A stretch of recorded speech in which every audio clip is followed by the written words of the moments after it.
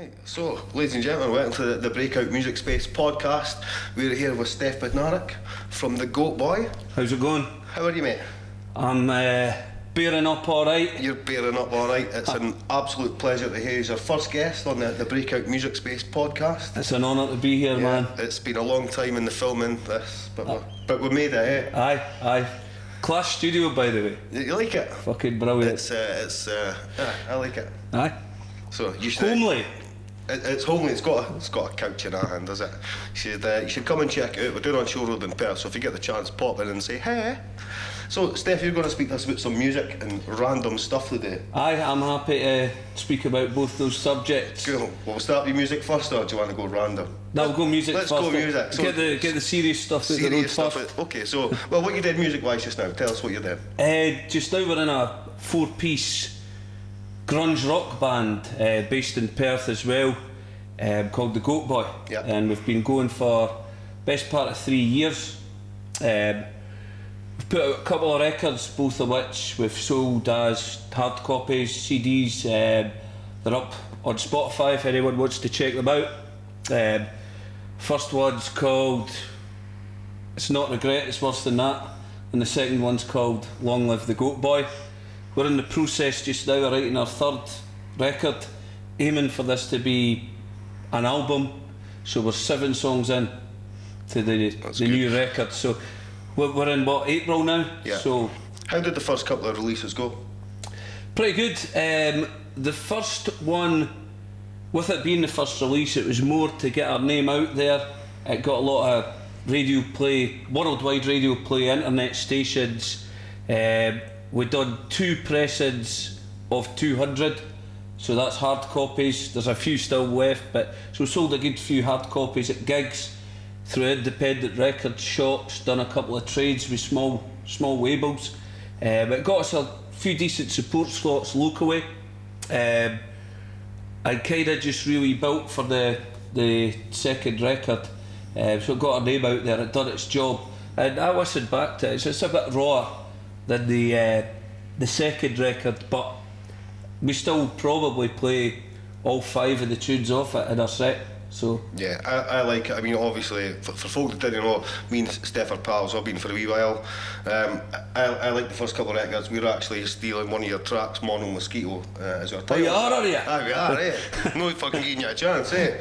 Now you're fine to do that, man. Just so that's, get the music out there. It's a quality track. I love it. You also made a video for it as well, which is pretty epic. Check it out if you can. It's on YouTube. But tell us about the making of the video. I mean, essentially, the video was done. We only planned on doing 1 single for the EP, just as we were at the peak of promotion for the record. The lockdown kind of came in, so rather than doing nothing and letting the record die a death, we thought we'd do a video for it. So it was essentially filmed on band members' iPhones, and I got my missus to kind of work out how to edit it all together and that. But she kind of took control of that because I didn't really have the patience for that. But she's Steven Spielberg. That's it. But it's just kind of filmed on iPhone. But it's kind of picked up. We've had a lot of good feedback about the track. The Sounds of Seattle Records ended up picking it up and asking us to do a live set for them, which we filmed in that room over there. I remember it well. Yeah, so that was picked up from that video. So that it done its job. That's good. Essentially, the bit that I loved in the video was when you had the kids dressed up in dark suits with the glow sticks attached to them. I think that was their pocket money in the first couple of weeks of lockdown. They got the glow sticks and done a mad rave video, so we took elements of that for our video. That was quality. One of the things I loved about the Long Live the Goatboy, actually both the EPs, was the artwork that went with them as well. Right, okay. So, do you want to tell us more about the Goatboy? Because I see him as kind of like the Stig. Aye. So every record we do will have him on the front in some capacity. So if you've not seen the artwork, then it's on Spotify or it's on our Facebook pages. You can see it. So essentially, the character, the Goatboy, He's a tattooed guy in a balaclava doing various different things. I think the first one he's decked on a skate ramp. Yep, and the was the first second thing I one he's got a cricket bat in front of a car or something. So Yeah. aye, so but I actually thought it was Steve at one point. aye, it's our friend for doing in Kirkcaldy, Davy Gillespie. So he is the Goatboy, Yeah. and he sent us a few. He sent us one with his balaclava on in the fucking bath. So that might well be the on the next record. Right, okay, well, we'll look forward to that, I guess. Right? It's no overly revealing, like No. He's kind of keeping himself decent. It's classy. He's got bubbles and wine and a candle and stuff. Aye, I think he's got a wee glass of red wine or something. Good stuff. So, obviously, we're a year into lockdown. What were your plans leading into it? How did lockdown mess it up? And what are you going to do next? Okay, so going into it, we had our two biggest gigs coming up. We were supporting Elvana in Right, Dundee, which was a 400 ticket sellout. So that got bid. We had Grunge Fest in Glasgow again, which I think was a 400 or 500 capacity Pearl Jam tribute band, and it was going to be a great night. Again, that's been. So just as we were kind of working our way up the ladder, it came at a really bad time, all this shit. So it kind of it affected us pretty bad, like. But for the first part, obviously there was no studio, so we couldn't even rehearse. But we had a block of time in was it the arse end of the summer, where we could get in here and start the writing process for the next record, just to keep ourselves busy. And then it shut again, so that took that momentum away again. So we're picking up for next week. We're booked in again. We've got the 7 tracks, so it'll be really just dusting them down and getting them tight again. Aiming to get another 3 written, and the ambition for this year, by the end of 2021, is to put out the album. Whether it's through a label or self-finance, that's kind of open for negotiations. So any record label people invest in us, aging grunge rockers. Yeah, I'm sure there's There's a massive audience for us. We'll sell at least 50. So with those gigs you mentioned, like you mentioned Elvana, right? So that was the Elvis fronted Nirvana tribute band. Aye. I think they played Glastonbury and so they're doing a world tour, right? Aye. And is that rescheduled? Is that going to be going It's ahead? been rescheduled a couple of times, but it's now been rescheduled when I'm meant to be in Florida. So I don't care if we're playing or no. I'm not cancelling Florida to play Dundee, man. Fuck that. I'll just try and get another gig. Yeah, good stuff. Well, we'll maybe I think we're maybe going to look at doing some kind of gig, so we'll see what happens, because we all need to get back into the swing of things, eh? I think you just hire a lorry outside there and get all the gear on and do a wee outdoor thing, man. Right, well, that might happen. I read the guidelines on a gig in a small venue now, and it's just you can't do it. You can't do it. It's limited to 100. It's all this masks. It's washing hands. You can't sit at another table. It's no happening, is it? I've looked at the guidelines, and I didn't actually see anywhere where it says that music could go ahead. Because one of the things that they specifically banned when this first happened was music, background music in pubs, because it encourages people to sing. Aye. So I can't see them changing that anytime soon. Well, two However, I'll countries in the keep my world. fingers crossed. 2 countries in the world done that. Yep. Scotland and Ireland were the only 2 countries in the world where you had to sit in silence when you went out. Probably the 2 loudest in the world. Well, especially when you're drinking, mate. this is it, man. It was like sitting in a library with big polythene screens up ahead of you. Better sitting at your kitchen table, man. There's it's the element of fun of going to a pub and not being able to sing and shout. Not being able to do anything. Sit at your table and beep that card. So in Scotland on Monday, right, the pubs are going to be opened, but only if you go and sit outside. Sit outside. Have you took the day off work? Are you booked in, and have you got your big coat prepared? Me and James, our guitarist, we had a day. Mine that you had to sit outside was about October or something.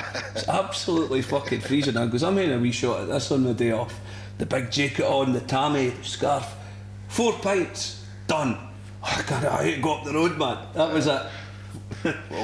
But future, you know what? I'm quite happy that I can go to my mates' gardens and get the tunes on, and I'm not desperate to pay £4 to sit on a picnic bench, man. You know what I mean? I think I just want the free. I mean, I am booked into the pub on Monday, right? Are With you? some folk for work. Monday club. Monday club. But I think it's just because it's novelty, because we've not been able to do it for such a long time. Yeah. Because, to be honest with you, I'd rather still be in my bed at 2 o'clock on a Monday afternoon. No booked into a pub. What booze are you going to? We're booked into the Caird. Probably the most expensive place to go in Dundee, but it's only place. Caird, where's that? It's on the Perth Road. It's Right. a wee. Is that one of the posh places? Is it? It's in the posh restaurant. Right. I mean, to be fair, the food is banging. Right. There are other decent and good restaurants that you could go to as well, because the Caird are paying us for this, by the way. So. Sponsored by the Caird. Now that's not funny, because our 100% unofficial sponsors, Doc Martens, I'll not be happy with that. Aye. Right, so that's the Goatboy, right? Yes. Now, I remember you for other bands. We've did some gigs before. We did a gig at Hustlers years ago, and you played in a band called the Real World Champions. That's right, aye. Tell us about the Real World Champions, because I loved them. The Real World, I actually wish we'd done more with that band. It was three of us. It was kind of like a Scottish comedy rap band. See, I only ever seen the two of you. Well, the first couple of gigs in Dundee, there was three of us. So it was Nardo the Nine, Mr. Pringle and the Creeper. Right, but okay. the Creeper left. He couldn't handle the hip-hop lifestyle. So the Creeper ended up at it. So it ended up a two-piece, Mr. Pring and Nardo the Nine.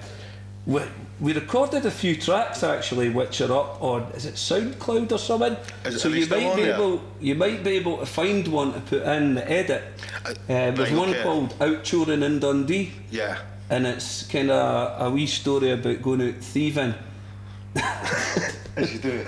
It's not true, like, but we're trying to act pretty hard in the wee story. It's a good story, man. See, I quite like the ballad of John Leslie. That's good. That was pretty epic, I'm not going to lie. Yeah, that's on there. That's on SoundCloud. The one about Abby Titmus and John I'll tell Leslie. you what we'll do, we'll stick a link up on the screen, right? And folk could pop along and maybe listen to that. So it's worth a listen. So I think we lasted about maybe 5 or 6 gigs, and then it kind of fell by the wayside.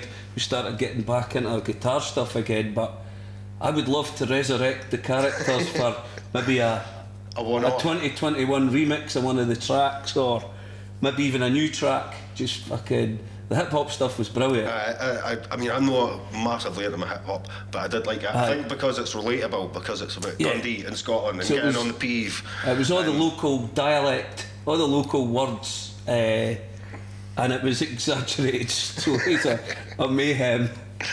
It was pretty good. Another band I liked as well, and I bought any of your t-shirts, it was Tortura Nervosa. Aye, Torturo, we done relatively well with that band.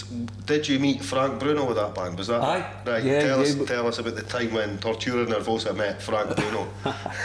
we were on tour down south. With a couple, I think it was Milton Keynes we were playing, and my cousin stays nearby Milton Keynes, so he'd put us up for a couple of nights in a town called Leighton Buzzard. Right, okay. It was kind of about maybe 15-20 minutes away from Milton Keynes, so we'd been at some Marshall amp launch on the Friday night, and we had a free bar.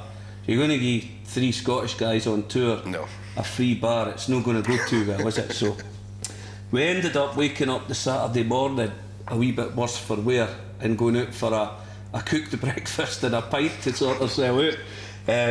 So we're walking along with other pint, because we better go for a wee walk just to clear the heat and all that, trying to pass the day to the gig at night. Next thing, Ross turns into me and goes, "Is that Frank Bruno?" And he just shouts, "Frank!"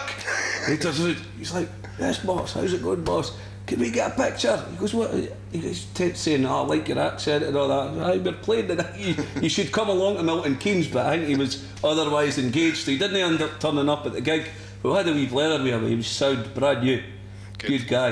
And good to see him on the road to recovery now, because he was fucking struggling for a while. He was for a while, because he's a bit of a national treasure, as our Frank. Let's call him our Frank. I think mentally he's quite delicate, you know what I mean, for such a big For tough such a guy. big lad. Aye, yeah. He is. You've got a wee bit of a habit of meeting famous people and getting photos with them, eh? Because you also met bad. Dave Grohl in the garage. My mate Dave, aye. And there's photographic evidence of this. You can flash the photo up, me and Dave. Actually, going back to maybe 1997 when The Colour and the Shape came out, I would have been, what was that, fucking 19, 18 or something? Showing my age now. Giving it away now, Fucking mate. hell, but aye. Hell of a lot older than me, mate. Aye, so Colour and the Shape tour. This is way before fucking mobile phones and all that shit. So we just went to see the gig at the Barrow Lads, sold out, Colour and the Shape, crowd surfing, jumping about, great night. Out the gig, the last year was me at the time, and a couple of pals were like, right, we're not ready for the night to finish, again, we're buzzing for the gig. We'll go to the garage. And it was this sort of disco pop night, and we're pure like in all the mosher quays and fucking what we did here. So we went up in the balcony at the back of the garage, had a pint and that, and just fucking, and the place was just filling up. James goes like that to me, taps me on the shoulder, goes, "Don't turn round now, but Dave Grohl and the Foo Fighters are sitting behind us." Proceeded, was that? I goes, and at that time he was my fucking hero, man. I mean, at that time he had godlike status with me. He hadn't released all the shite he'd released all the last few years. It was like, so we plucked up the courage to go and speak to them, and he was like, come and join us. So we're sitting in this sort of booth, and he had this guy going up to the bar for him. He's bringing back trays of shots, pints, and I was like, I wish I had a camera. Nobody's going to believe this. So we got up to sign the ticket, signed their t-shirt, everything like that. So next thing, he's away for a piss. I goes, I'm going for a fucking piss with Dave Grohl, but I'm not missing out this fucking opportunity. The toilet, blaring away to him, asking him about Nirvana, asking him about drums, guitars, everything. Awesome.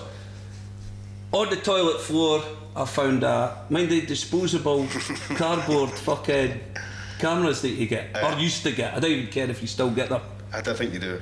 I picked that up off the toilet flare in the garage, and it had 2 pictures left on it. So I had a wee dance on the dance. I was always mind with dancing to song 2 by Blur came on, and again I'm a cuddy back, just fucking jumping on her back and everything up the stair, and we got 2 photos, one of me and him, which I've still got, and one of the group of us, which I think one of my mates must. I'll be somewhere with one of my pals, or fucking God knows where it ended up, but we only got 2 pictures. We spent ages with it. It was a fucking cracking night. That's just a memory. So you can't forget that, eh?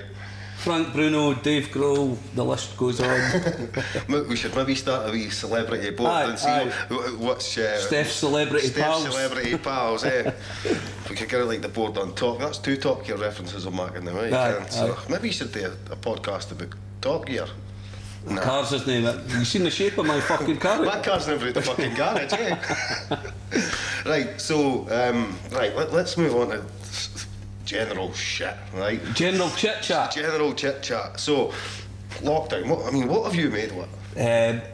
I've seen music aside. What have you made of the other stuff? Overall, I've seen a lot of people struggle. I've seen a lot of couples I know have issues. We've been stuck in the house. A lot of people, we used to work together at Aviva. Yeah. Remember, the best bit about working there was the banter you had with the other people.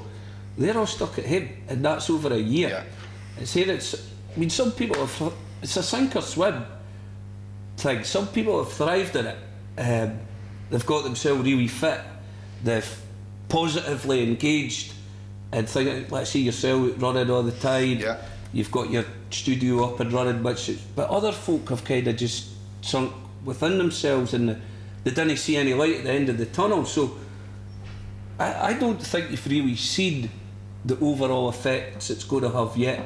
I think it'll be when this furlough stops and you see the businesses fold, and then you look at the figures of the diagnoses of illnesses they've not picked up. The mental health, there's going to be an absolute mass epidemic of that, where people were waiting too long to be seen. Suicide rates are going to go up, relationship breakdowns. You're seeing cracks of it, you're not seeing the full scale of it yet. So For me personally, I've went through phases. I went through a phase where, admittedly, I was probably boozing too much and not being creative enough. I've went through a phase where I've been completely nailing in nutrition and fitness, and I'm kind of at a balanced stage now where I'm kind of like switched off from mainstream media. Don't engage with it whatsoever, because every time you engage in it, there's a new variant. It's the fucking Jupiter variant. It's fucking coming for you. Someone's going to get you, but It I'm only just comes kind of in like, between 7 o'clock and half 3. aye. You can sit here, but you can't sit there. But you can go into fucking Home Bargains, and it's like a hate breed mosh pit. That's kind of what I mean. For me, I'm disengaged for the media just now. Yeah. I try and avoid it if I can. Sometimes I'll hear adverts or the news will be on and I'll pick up snippets, but that's really it. What about yourself? Oh, honestly, it's kind of been a bit up and down. Like, I'm never in the house. Like, I'm always outside, and I've went for always been out to always being in. Aye. And fuck all the day and nowhere to go. And you can still go to work, and that's kind of frustrating. That is, I found it a wee bit frustrating as well, and I'm not going to lie about this, but there's quite a lot of folk got furloughed last year, and a lot of them invested in new hot tubs, and I invested in trainers to go to work and do more fucking overtime.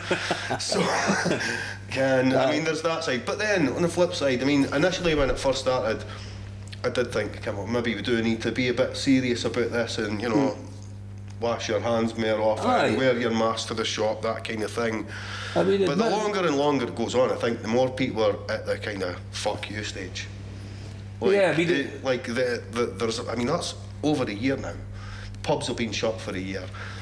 Some restaurants, clothes shops, charity shops have been shut for a year. It's just, we're at our wits' end. When the public inquiry inevitably happens, right, you're going to... We put us behind our doors in our house, but then flew in Airbuses of hundreds of thousands of people from pandemic hotspots around the globe, flew into the country and said, "All right, just stay in your house for a couple of weeks, but travel all over Britain." And I mean, that's fucking criminal. Yep, I mean, that's how we've in my opinion. That's how we've got the South African variant. And the Pluto variant, Jupiter variant. Do you know what I do love about it though, is these variants, right? Is you've got, there are named after countries apart from the Kent variant. It's only regional to a wee bit of England. A wee bit of Kent. Kent. Or Clark Kent. Clark fucking It was Abdi Clark Kent for Superman. He brought it for wherever he's from. How do you think Boris Johnson handled it then? Well, because I mean, obviously he flew hundreds of thousands of people back to the UK. Yeah. And you only really they've not even really stopped it. You could still come back as long as you quarantine. So I mean, for me at the start, Britain made a rip roaring cunt of it, right? Massive fucking disastrous. However, vaccine, we're way ahead of the game. So you look at it two sides. Just now they're doing no a bad job, and it's looking like the beginning of normality again. But when you look at like kind of Eastern Europe, France, Germany, they're way up. So, yeah. Have you had the vaccine? No. I mean, I'm young enough not to be offered the vaccine yet, obviously. No, but I think they're on what, late 40s now or something. Well, I fucking hope it's not late 40s because I've had mine. Oh, you must say you've got underlying health conditions. It's of being a Dundee fan. This isn't a fuck that podcast, you prick. We better vaccinate them. Well, Gary United is a good wash, though.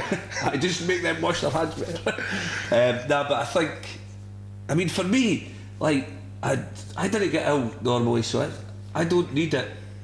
The elderly and vulnerable are vaccinated, but if it helps tick a box, I'll fucking take it, just to I mean, I've kind of If it got you back to playing gigs or going on holiday, or going to the football, would you do it? Aye. Yeah, I'd do it. That's the only reason I did it. The worst part of getting it done, and I've only had the first thing done, was I've got a bit of a phobia at needles, and the fucking wifey whipped the needle about the tray, and I was like, oh fucking hell, right, I had to hey wee lad down. Aye. Did you get any side effects off it? Just a sore fucking arm. Right. Now, because some folk are getting a couple of days of really struggling, eh? But then folk are like that anyway when they get the fucking flu jab. Aye, they're just like, oh fuck it, I've got side effects because of the off. That's basically what it is. I just wasn't right. I've had my job. The slightest sign of any now, and folk are self-isolated for 14 days. Eh? Oh, my cousin's pal had a cough. He walked past her in Tesco and the track and trace up went. Fucking hell, man. What was it, £17 billion for an app? I think we put man on the moon for like 2.5 million. Gowans could build in for fucking 20 quid. Could you build that for 20 quid, Gowans? Absolutely. Gowans is the fucking man, I swear to God. Let's get a laugh at COVID. We'll hear we laugh. Overall, right, let's book in a fucking follow-up podcast for 6 months for now, and we'll reflect. Right, so because everything will be normal. Right, 22nd of October, let's stick it in the diary. I'll be back from Florida, all going well. Oh yeah. October, we'll run a recap. Aye. We'll do a recap for you, 6 month time. Everything will be normal. Scotland will have won the Euros. Oh, we probably will have. Aye. United will have won the Scottish Cup. We could edit that out, it's fine. Dundee will have been packed to the playoffs. There's no danger we're not in the playoffs. Right, let's go for some quick fire questions right now. So, wrote these questions a number of months ago because we tried to film this podcast before, right? We did, aye. We made a bit of a fucking arse of it. A Boris Johnson of it. We didn't spend 17 roaring. We didn't spend 17 million on it. But Ken, I mean, it was oven ready. It was an oven ready podcast. We just. I've got a couple of decent photos of it. That's good. Yeah. So some of these questions are going to be these quick fire ones, but I'm going to ask you them anyway. So apart from one of them, let's go with black or white. Both. Right, we're going with grey. Let's go with grey. Medium. Brittany or Miley? Brittany, 100%. Is it because she goes moik now? Aye, because she goes moik and because her feathers are pure dick to her, man. Like chewed all her fucking money. I'm like, Team Brittany, man. The Stones or the Beatles? Beatles always, man. And fucking in here, did you hear Grohl and Jagger's fucking tune? No. For anyone listening who hasn't heard it, Mick Jagger and Dave Grohl's song is comedy gold. But then I think that about the one that McCartney did with the Foo Fighters. Do you know on Sound City? When he had the stupid, what was he playing in it? Was that bass or fucking what? I actually can't remember. But anyway, watch the lyrics are like they're written by a 12-year-old, but Jagger's about 85. Fucking hell, man. He got his great grandparent to do his homework for him. There's my lyrics. Sound. And then Grohl's just fucking cartwheeling about his own studio. Fucking, it's worth a watch, man. It's quite interesting. Okay, I'll have you scan of that. This is an interesting one because it's not really relevant now, but I'm going to ask you anyway. So, Biden or Trump? Well, fucking, let's go to Trump, but I kind of miss him. I miss the guy. Aye, yeah, it's a character. But Biden is clearly unwell. Have you fucking listened to him? I've actually not. I've not really seen anything about anything since Trump got booted at his house. Aye. Well, Biden's struggling. He is. He's not well back. You get home help. He's fucking needing it. But I think, is it Harris? Is it the deputy fucking president? Stopped caring, really. Aye. I did. I mean, Trump was a good laugh. As much of a fucking bumbling idiot as he was a good laugh. You'd hate drinking the pub with him. Aye. You would. Him and Boris, to be fair. I've not forgiven Boris yet for the disastrous start to lockdown. Right. So what we're going with, Biden or Trump? I would go Team Trump. We'll go man. Team Trump, Yeah, right, we're okay. good at it for the comedy value. Let's go with Team Trump. Right. That side flick, man's a fucking belter. Do you think his hairdresser actually means to do that? Like, cause He must was it spend- an accident one day that somebody's went, Kim, I think you're fucking rocking that. Let's keep that there. The hairspray, man, brilliant. It's fucking the tan spray in there, like. Aye. Right, Corrie or Easties? EastEnders, man. Now I can why, but tell everybody why you prefer Easties. Christmas times, I watch it in December, because there's always a moist storyline where somebody's just going fucking mental. Mind, it was Max. Max, what was Max's second name? I fucking mind. Gibbons, what's Max's second name? Max off EastEnders. Anyway, No, right. they had all the family round and they put on the video. I think it was a different Christmas or something, and everybody was sitting round, but he'd actually hit record on the camera with the last he was saying in the Fairby, and he played the video in front of the whole family, man. It's fucking brilliant. That never happens Aye. at my Christmas fucking dinners. But I also like it when kid when Phil Mitchell goes on the bevy. Aye. That's a good fucking. Was he on it the other week? I've not seen it 'Cause recently. I think he's banging cats later. Aye. He's joined the list of many. Oh, dearie me. Right, like the final end. Actually, no, fucking ditch the final end because it's absolutely fucking shite. Right, so we're, I think you're going to play with a wee song, aren't you, at some We're point? going to play one of the new ones off our yet to be released record. I got challenged. Somebody turned to me and said, "You'll write a song about Airhead, will you?" I goes, "I'll write a song about Stevie's Cagoule jacket." So the song is called Stephen's Cagoule, and it's all about Steve the bass player's jacket. So I'll play Right, that one for you. okay, so that sounds pretty interesting. I look forward to hearing that. So thanks for coming on our podcast, appreciate it. Nice one, thanks for having me, man. Thanks to Dr. Martins for being our 100% unofficial sponsor officially. Thanks to Gowans for recording this for you. Gowans Team is the Gowans. man. And again, thanks to Steff for coming. Nice one, check out the Goatboy Yeah, do what you on says. Bebo, MySpace, what is it, Facebook, Twitter, Instagram, and fucking loads of other The places. yellow pages. iTunes, Spotify, the Goatboy. Ah, there we go. I'm Dave Kerr. You've been listening to the Breakout Music Space podcast, and we'll see you again. Cheers. Okay, this is Stephen's Cagoule.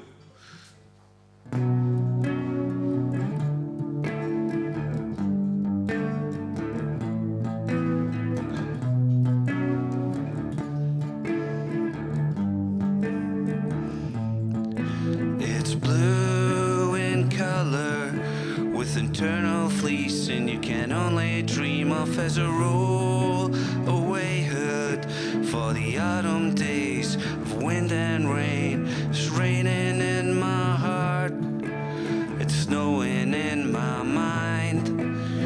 This is the best Cagoule Stevie could ever find.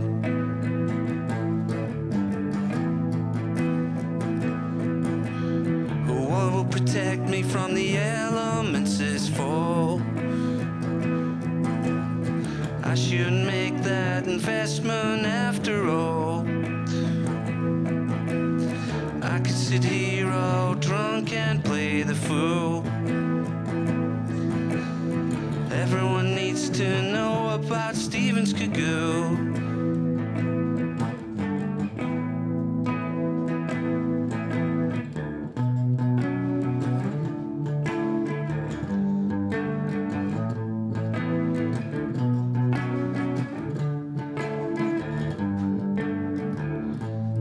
It has adjustable wrist straps to the nasty weather attacking my skin. Has a heavy duty zip to help me feel safe and secure. It's safe inside my heart, secure inside my mind.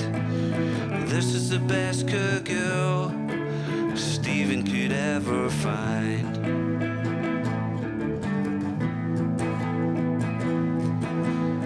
What will protect me from the elements this fall?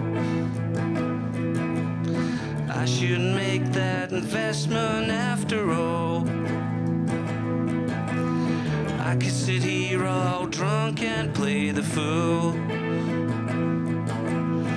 Everyone needs to know about Stevie's Gagoo.